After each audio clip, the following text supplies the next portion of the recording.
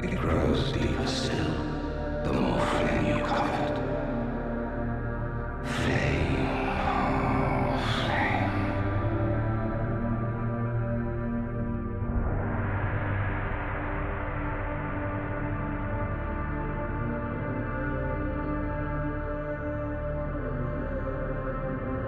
Is this the blood?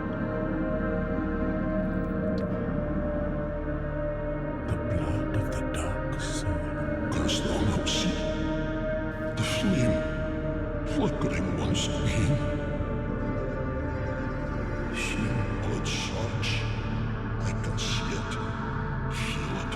Tis only the flame quivering in this garden ash.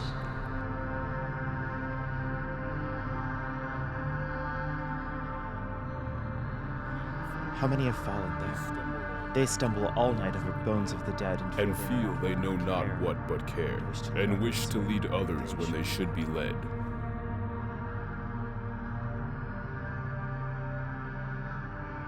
The ground beneath you is wet. Your feet sink. The air is rotten with mildew and death. You are a dead man walking in a world where dead men walk, but these dead men, piled beneath you, their nails clawed into the old floodgates of a ruined city, do not walk.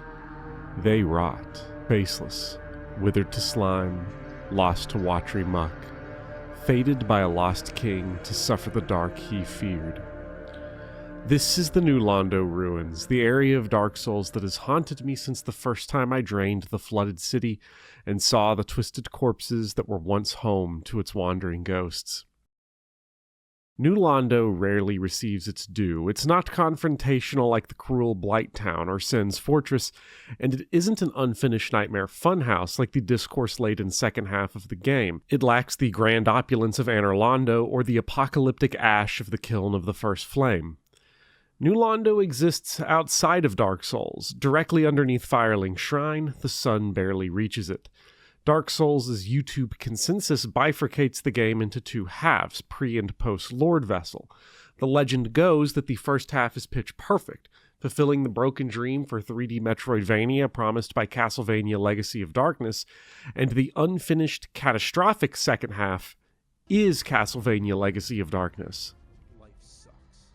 I have thoughts on this divide and why I don't agree, but pretending for an instant that everyone except me is right, in a game sorted as cleanly as this, where does New Londo fit? It can be the first level the player does after arriving in Lordran.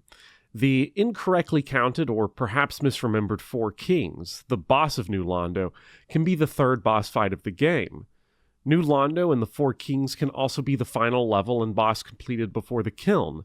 It's neither in the first half or second half of the game. New players will never be recommended to complete New Londo early. It's difficulty comparable to Anor Londo, but many will be told to rush in and get the Firekeeper soul as their first action, or to use its outskirts to skip the loathsome Capra Demon, the depths, and half of Blight Town.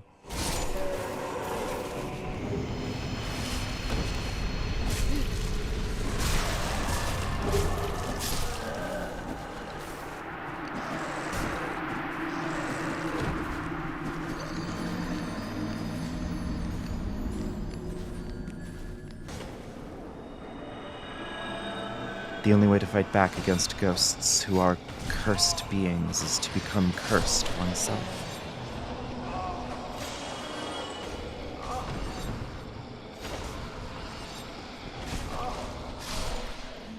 New Londo exists outside the structure of the game. The ghosts exist in a world separate from the rest of the trilogy. The name of the item needed to fight them, Transient Curse, tells us of their fleeting existence. Both as the cursed remains of the piled bodies at the base of New Londo, and as beings separate from the rest of the undead world. It's in New Londo, the abyssal Atlantis, that we see Dark Souls' vision of apocalypse. Unlike Demon Souls, Dark Souls is not a world falling apart from demon hordes, monsters, and external threats, but a world slowly falling apart because it can't come to peace with its own end. But soon the flames will fade, and only dark will remain.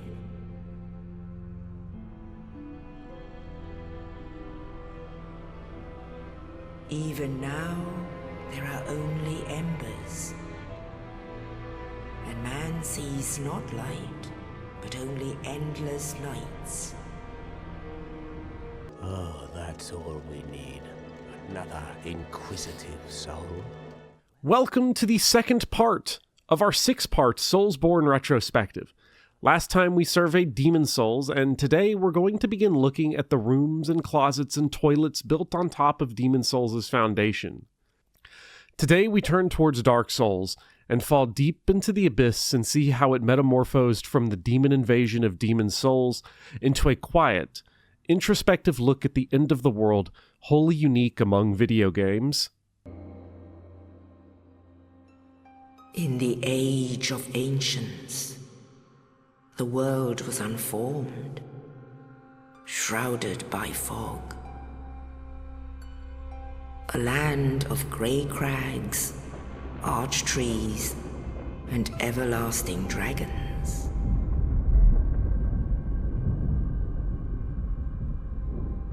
But then there was fire, and with fire came disparity.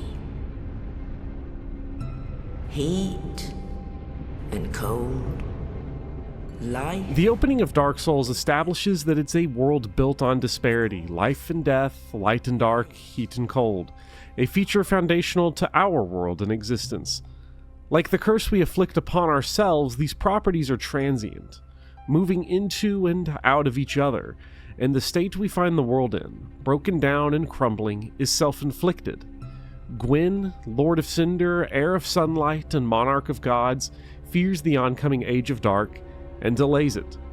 The first fire that flamed in the Age of Ancients and ushered disparity into the world is dying, and Gwyn offered his corporeal being as kindling to keep the Age of Fire alive beyond its natural end. He may die, but his kingdom and the world he built will live on forever, the only reality that he can imagine, and the only reality he doesn't fear.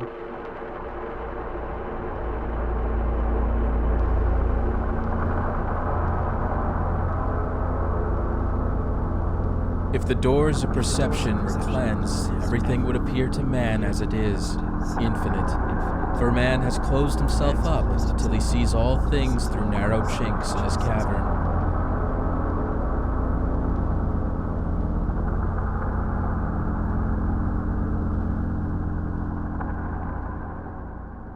In the opening cutscene, we see the Age of Ancients, a time of eternity. There is light and dark. There are trees that surely once had to grow and dragons that once had to be born, but the disparities between life and death, cold and heat, light and dark, were undetected until man found fire, the Lord Souls, and perceived the once unperceived world. Gwyn kills the eternal dragons to remake the world in his image. Because of the awareness brought to him by disparity, he's haunted by the knowledge that existence ends. In the Age of Ancients, everything seemed unchanging, stable, eternal. But suddenly, beyond the edges of the fire, he sees darkness. He knows disparity, and he fears it. Having remade the world, he now wants to hold it in place so that his time may never end, because while he cannot imagine the world without himself or his kingdom, he knows that it's inevitable. The Age of Fire will continue to break down no matter how long it lasts, but this corrupted, artificial Age of Fire is more comforting than the Age of Dark, because the Age of Dark is unimaginable. Perhaps the only thing Gwyn, and even us as players, can understand about the Age of Dark is that, because each half of a disparity corrupts its opposite, the Age of Dark will not exist in its pure natural state. It will bear the scars of both Gwyn's interference, as well as the corruption that's happened deep in the abyss that's spreading across Gwyn's kingdom, where the over-concentrated Dark Soul spilled like the Big Bang and created Manus and the overflow of humanity in the chasm of the abyss. This is the apocalypse of Dark Souls, one where people who inhabit the world struggle against the inevitable end of their lives, their eras, their people, their time. Dark Souls' apocalypse is one of uncertainty, not aliens, explosions, war, technology run amok, but one of slow decay, of a slow fade into night. Whether or not the Age of Dark is good is immaterial. The Age of Dark will happen. Night will set on Londo. But perhaps what hurts the most of this vision, of this rebellion against the dark, is that Gwyn needs the dark.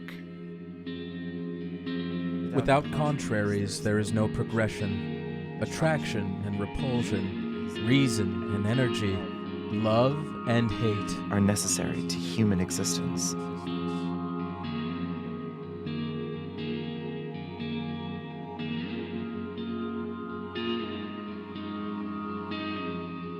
Every time I boot up Dark Souls, which has been very frequent since 2017 after half a decade of infrequency, I say to myself, wow, Dark Souls reminds me a lot of William Blake. I get it. Look, this connection is really annoying to people sick of everyone comparing everything to William Blake. Log on to any public gaming Discord server, and you'll find at least 8 different text channels where people have said Majora's Mask is the William Blake of Zelda games. But I can't help it. I must indulge my hungry mouth. For those unaware of Blake, I recommend either a library card or $50,000 of student debt. Blake was a romantic poet, apocalyptic and prophetic, and his book, The Marriage of Heaven and Hell, is a 200-year prologue to Dark Souls. The gulf between fire and dark is similar to Blake's Heaven and Hell because while being opposites, they are one and the same. Instead of heaven and hell, and their properties being diametrically opposed, their disparity intertwines them. They need and necessitate each other's forces. The devil says, Man has no body distinct from his soul, For that called body is a portion of soul. And on the dark orb of Ulasil it's written, In contrast to standard soul sorceries, abyss sorcery is weighty and inflict physical damage. Perhaps a human soul is closer to matter in its humanity. Gwyn and the gods cannot exist without the Age of Dark. Without the furtive pygmy's dark soul, there is no soul of light. That's the tragedy of this apocalypse. For Gwyn's kingdom to mean anything, it must fall as it rose. All that is born must die. Even in the rampaging, unnatural darkness of the abyss, humanity, the fire, and the dark are all intertwining. What makes Ulasil such a great level, and the Artorias of the Abyss DLC some of From Software's finest work, is how it pushes the contradictions at the core of Dark Souls' story. We fear the dark, while fire is destroying the world. We must embrace the cycle, but we fight it. The Pursuer, the circle-strafing spell created from the soul of Manus, tells us, The will feels envy, or perhaps love, and despite the inevitable trite and tragic ending, the will sees no alternative, and is driven madly towards its target. The undead are drawn towards fire. They treasure their homeward bones, the bonfires, the Estus flask. They are drawn to the perpetual stasis caused by kindling and linking the flames. But fire and stasis alone destroy us. Expect poison from the standing water.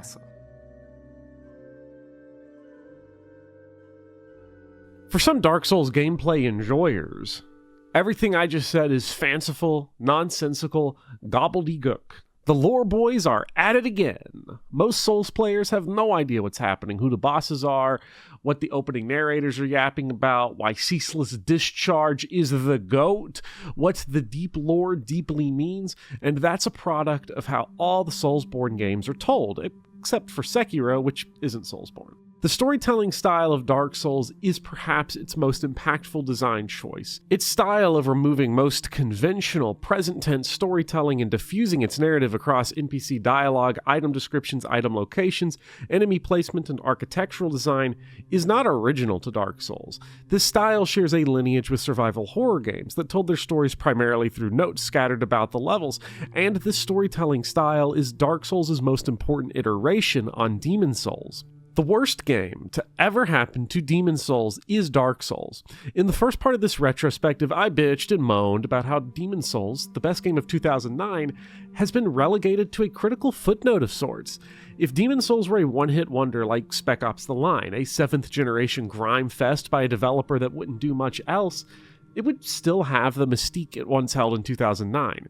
It just so happens that its spiritual sequel, a game that bears half its name, is Dark Souls, and that Dark Souls is arguably the single biggest paradigm shift that video games have ever seen. Demon's Souls fascinated people. Dark Souls changed the way people spoke, wrote, and thought about video games. And the improvement it made to Demon's Souls' storytelling is why Dark Souls' storytelling style is perhaps its most endemic feature. If we peel back all 8 frames of Dark Souls, the appeal of its storytelling style to critics, fans, and other game designers is obvious. What makes this style tantalizing is its emphasis on interactability, its potential for ambiguity, its ability to heighten the unknown. But this wasn't fully taken advantage of in Demon's Souls quite as much as a story-ignorant player may think. Most major questions in Demon's Souls are answered. The plot is mappable, character motivations are clear, the cause and effect of Alon's actions are clear, the threat posed by the Old One is clear, and the endings are acts of role-playing rather than morally complex decisions. Most of the story's ambiguities are either trivial to the narrative, such as what the secret masked society of Mephistopheles is up to, or speculative questions like what happened to the 6th Archstone that matter little to the central narrative. There are real brain teasers, real evocative parts of the narrative that have little explanation, such as the primeval demons that appear in each world at pure black tendency, but again, the main narrative has no such ambiguity. Dark Souls, by contrast, has a narrative built on ambiguity, and even more impressively, on imaginative impossibility. The waning age of fire giving way to the age of dark is a transition impossible to imagine.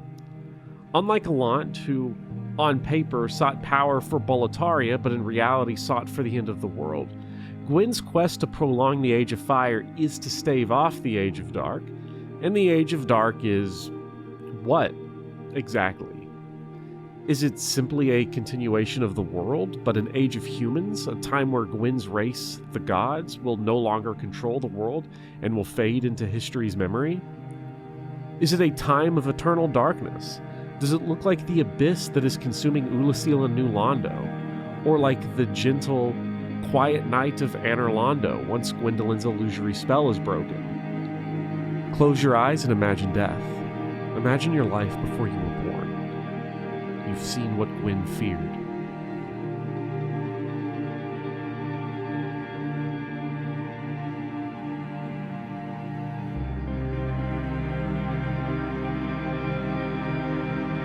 It indeed appeared to reason as if desire was cast out. But the devil's account is that the Messiah fell, and formed a heaven of what he stole from the abyss.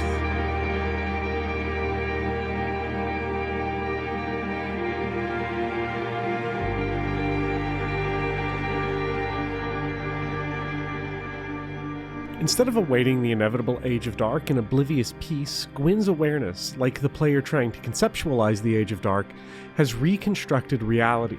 The nature of the Ages of Fire and Dark are no longer states of being for the world, but endless hypotheticals, unfathomable forms of existence to be questioned and feared. Death existed before you were born. You did not fear it. But Gwyn is awake, and the bright sun of Anor Londo casts long shadows. The actions of awareness, like the observer effect, both created and altered the foundational natures of the Ages of Fire and Dark. The visions of darkness seen by Gwyn and the player, and the tidbits of lore we get about what the Age of Dark is, don't fit together neatly, because whatever the Age of Dark is supposed to be, an age of humans, or humanity, or of pure black, can no longer simply be. Gwyn killing the dragons and rekindling the flame, the Witch of Izalith creating pyromancy, and whatever's going on in that chasm with the furtive pygmy have fundamentally altered both ages. How is life going to transition from one age to the next when the people of Lordran have been afflicted with the undead curse and bear the dark sign? So, when Gwyn floods New Londo and leaves behind the piled corpses that we must tread upon and the ghosts we must transiently curse ourselves to fight, it's not just out of fear of the dark, but out of the fear of what the dark could be.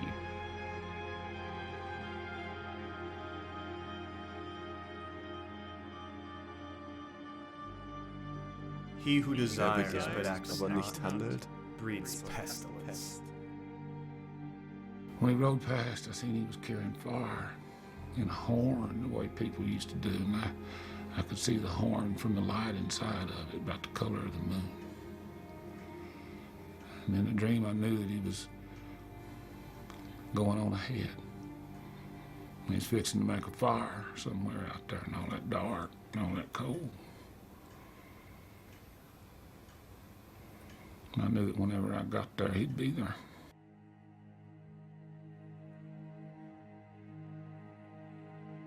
A story about accepting death and that time and reality can and will exist without you in ways you cannot possibly know or understand is fairly simple, even in its dourness. What makes Gwyn a special centerpiece for this story, especially compared to the nihilistic King Allant, is how the game frames his legend. I say legend and not character because Gwyn has no dialogue, appears once as a hollow in the kiln of the First Flame, and is spoken of mostly in the recollections of NPCs or seen in the grand monuments of Lordran. Gwyn is, at once, entirely despicable. He created each problem because he was scared of the dark, of time, and of a world that will forget him. At the same time, dude, I mean, the shit he's afraid of is really fucking scary. The four kings of New Londo are bargaining with Satan for the goon juice. The abyss reduces the humans within it to pure humanity. The town of Ulasil is sinking into the abyss, and the hero Artorias, one of Gwyn's strongest knights, has been corrupted by the abyss. Gwyn being responsible for the undead curse and the death of the dragons, and the corrupt form of darkness fermenting beneath the world doesn't make us less empathetic to his fear. Despite his disproportionate power relative to the rest of us, the fear of a time that's forgotten you, the fear of the dark, of the end, is something that binds us all. Unlike Allant, who tried to kill us with a shadow, Gwyn tests our mettle with what remains of his body. There's a tragic majesty to Gwyn compared to Allant and the later Vendrick. People can make fun of Plin Plin Plan all they want. I know I do, but I won't accept slander against Motoi Sakuraba, the composer of my beloved Mario Golf Toadstool Tour. But Plin Plin Plan, in its aggressively on-the-nose bathos, paints Gwyn as pathetically ordinary in his tragedy. As Hawkeye Goff reminds us above the grave of Artorias. One's demise is always one's own making. I mean, yeah, I gotta be honest. I'm on Gwyn's side on this. The dark is horrifying. In the Artorias of the Abyss DLC, the player goes back to the past with the shitty enemies that suck ass and descends into the abyss that consumed Ulasil. Unlike the zombie-ish undead that traipse and meander around the streets of Undeadburg, the bloatheads are anatomically warped, their heads pretending Bloodborne's amygdalae, their cackling laughs and eyes glowing in the darkness of the abyss suggest what life in the Age of Dark will look like. The miasma from the chasm at the base of Ulasil crawls outwards, entangling and ensnaring the buildings and ripping the foundation of the town itself down towards the abyss. At the top of the town, in the Colosseum, you got the black goo that's eaten Artorias. And as the goo spreads, the buildings begin to sink, the pavement cracks, and the piece of the royal wood scissor freaks gives out to the cries of unseen Ulasilians before becoming the total darkness of the abyss where the humans themselves have reverted back to their pure humanity. Compared to Lordran of the present, Ulasil and New Londo provide sympathy for Gwyn, because while the undead curse sucks and Sen's Fortress sucks, Ulasil and New Londo suck worse. In the Suckage Olympics, Gwyn perhaps has a leg up, because if we're gonna chill until the eventual gravitational death pool of the collapsing planet, Anor Londo has at least kept its towering heights and Sen's Fortress its sense of humor. If you're stuck in the undead asylum, you may just win the delusional lottery and make a break for it for the chance to perpetuate your own curse by kindling the first flame.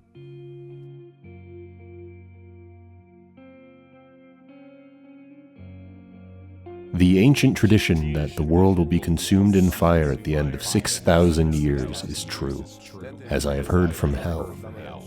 For the cherub with his flaming sword is hereby commanded to leave his guard at the Tree of Life. And when he does, the whole creation will be consumed and appear infinite and holy, whereas now it appears finite and corrupt.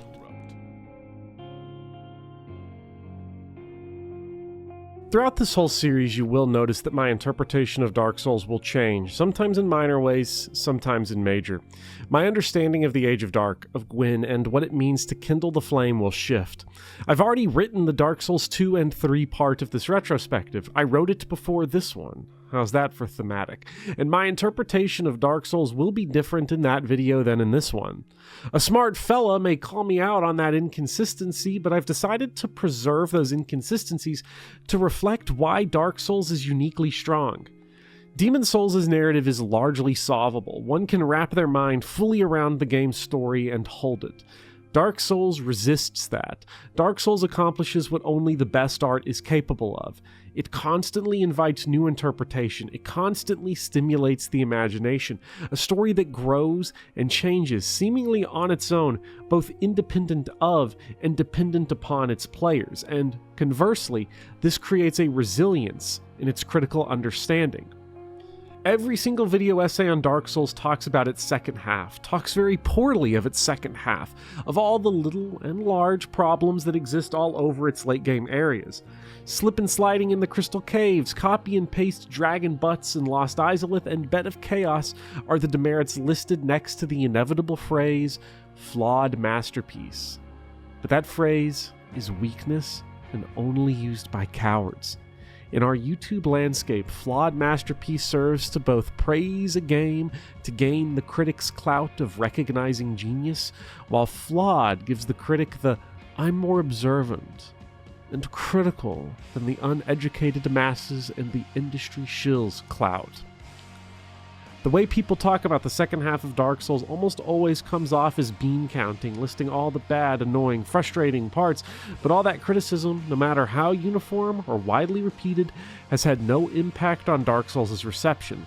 One might imagine many video essays decrying the unfinished background of Mona Lisa, and those criticisms, in my made-up fantasy land, would have as little impact as the criticisms of Dark Souls' second half have had in our reality land. Do you care that Mona Lisa's background is unfinished just as Lost Izalith is unfinished? Would you care more if the Mona Lisa had copy and pasted dragon butts all over its background? Would you care if a YouTuber told you to care and also called it objective observation?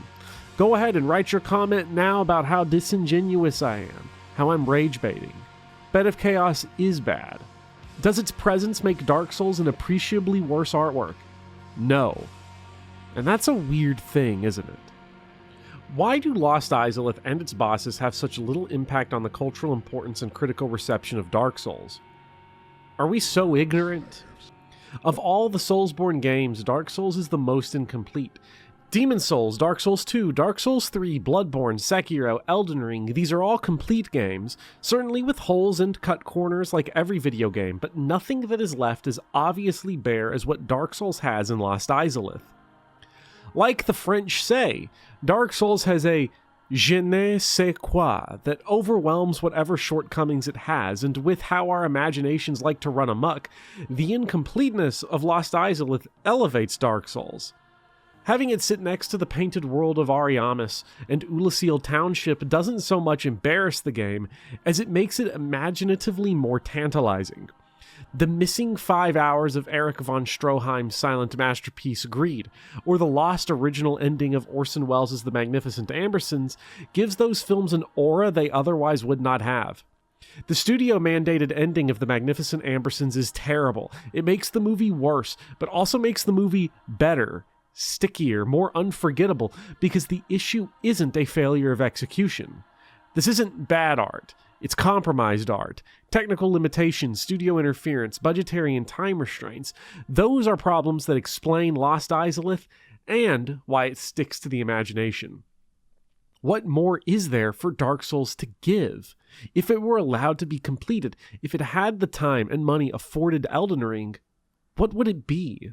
What could it be? And that fascination in a game as otherwise exemplary as Dark Souls elevates it in our consciousness. Even more so, because if Bluepoint ever gets to remake Dark Souls, they're going to change most of the designs and textures of the world, make half of them worse, and Bed of Chaos will be fought the exact same way, and you're gonna like it, you filthy animals. I know I will. If Lost Izalith were good, if it were, say, on par with a level like Undeadburg or Anor Londo, it would be great. But Dark Souls would strangely lose some of its imaginative mystique. The infinite possibilities of what could have been are slammed shut, replaced by one normal superlative reality. What makes me convinced of this is that no other From Software or Souls-like game looks or plays quite like Dark Souls. There's nothing else to supplement its incomplete vision. This is a grubby-ass game. The greens are somewhere between mossy and moldy, suggesting age and decay without total collapse. Browns are faded and grays are rare. The stairs that lead out of Firelink Shrine and up into Undeadburg are overtaken by nature. Unlike Demon Souls, which has every part of the world overrun by the demons, or Dark Souls 3, which will see the entire world burn to ash, Dark Souls is gentler, each path of the game descending from the aged and abandoned to the horrific. The Catacombs to the Tomb of the Giants, Undeadburg into the depths and into Blight Town, the Royal Woods into Ulasil and into the Abyss. New Londo by itself has 3 distinct phases, from the top half with the stately ghosts to the lower level with its dark wraiths, massive souls, and underwater mass graves, and then finally the player plunges into the total darkness of the Abyss. It feels as if the world itself is piling on top of the player. In Dark Souls 3, I constantly look up at Griffith's Eclipse, but in Blight Town it took me nearly 5 playthroughs to realize you can see the sky from the swamp. Down in those depths, I never once bothered to look up. Like Spec Ops: The Line, Dark Souls' macro structure is a constant descent. While some individual levels like Sin's Fortress involve the player ascending the level, the game is about falling deeper and deeper into the world. From the brilliant heights of Anor Londo, the great chested precipice of the world, you're always digging, the undead humans and knights giving way to golems, demons, and unspeakable monsters, and fire becomes dark. To reinforce the importance of altitude, of the difference between the greatest and lowest points of Lordran, there are exactly 2 souls of a great hero in the game. One at the highest point, in the room where you first encounter Seath the Scaleless, and one at the bottom of Lost Izalith. To return to New Londo, we see the core of Dark Souls' apocalypse. New Londo is far above the bottom of Lordran, but buried. Piles of the dead pollute the base of the city, but their spirits live on forever. They are bound to the world, but transient. The sun peers through the cracks of the earthen dome above, but provides no light. It's a place of Gwyn's desperate actions against the Abyss, but the one place in Lordran where the Abyss remains. It's part of neither the first or second halves of the game. New Londo is cast in blue shadows, possible only by the perfect blending of light and dark. It is life and death, heat and cold, fire and dark. It is what we want and what we fear. It is everything. It is nothing. We can hold off the dark for now. We cannot stop it.